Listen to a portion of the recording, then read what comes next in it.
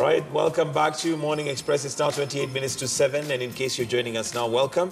It's time for us to look at the dailies, and we'll start off with the headlines on the Standard. All right, and the headline here says 8 days to go, all eyes on the judiciary. So that's what's making headlines there on the online version of the Standard newspaper as well.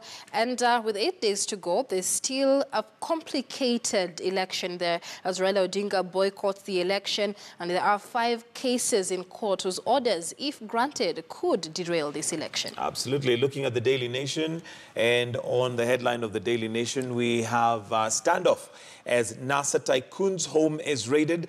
Remember, this is the story that we're following up on, and we'll give you details of what we have so far. But finally, on the Star. All right, and on the Star newspaper, police finds 5 rifles, bullets in Wanjigi's Malindi Villa. That again is the same story. So let's go back to the Standard, where we have 8 days to go. All eyes on the judiciary. And this is basically as we count down to the election. We've got actually 8 days, 23 hours, 26 minutes to go if we'd use our clock right there.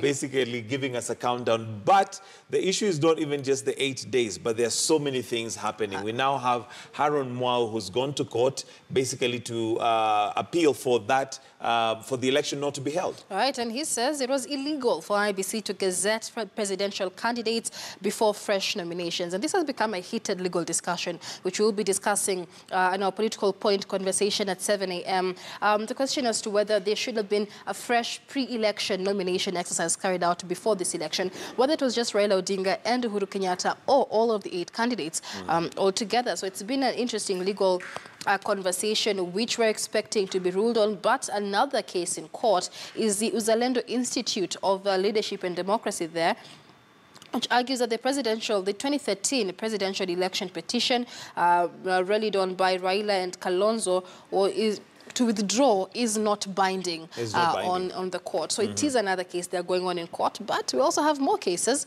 Pokot South, Member of Parliament David Kosing says he contends that Raila's threats to boycott the election if certain conditions are not met is unlawful. So again, we may just have Raila Odinga being forced to be part of this ballot. And which has been an argument which, of course, has gone forth before. And the thing is, you cannot force him to participate in the elections. However, there's also the Form 24A, which apparently he's supposed to have signed to withdraw. But again, another question that comes in, and I think by the time we are done with all these shenanigans, Kenyans will really have a lot that they can talk about in terms of law, because there's the other question of whether it is a withdrawal or a boycott. Right. With a withdrawal, then he would be required to fill that Form 24A, but there's a condition as well, because he's supposed to do that within 3 days after the nominations, right, which of course he did not do.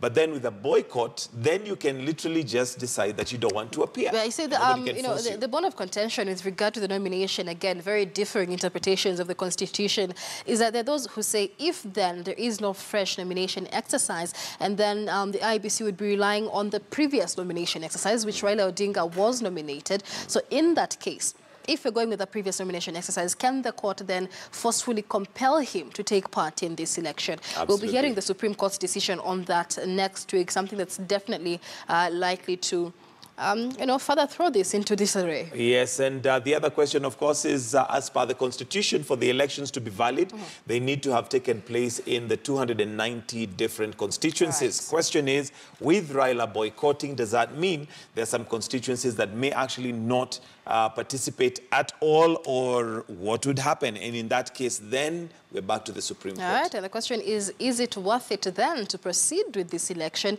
with that, that legal possibility that this might be invalidated if the opposition manages to get just one constituency not to go to the polls? So is it worth all the money the country is spending? Exactly, and to the taxpayer, it's 40 billion after. But everybody is pushing their end. They've got their heels dug into the ground, basically saying there's going to be elections from Jubilee side, and from NASA they say we are not relenting, there's going to be no election. And of course we do know that the demos have been taking place. If we can just move up a little bit.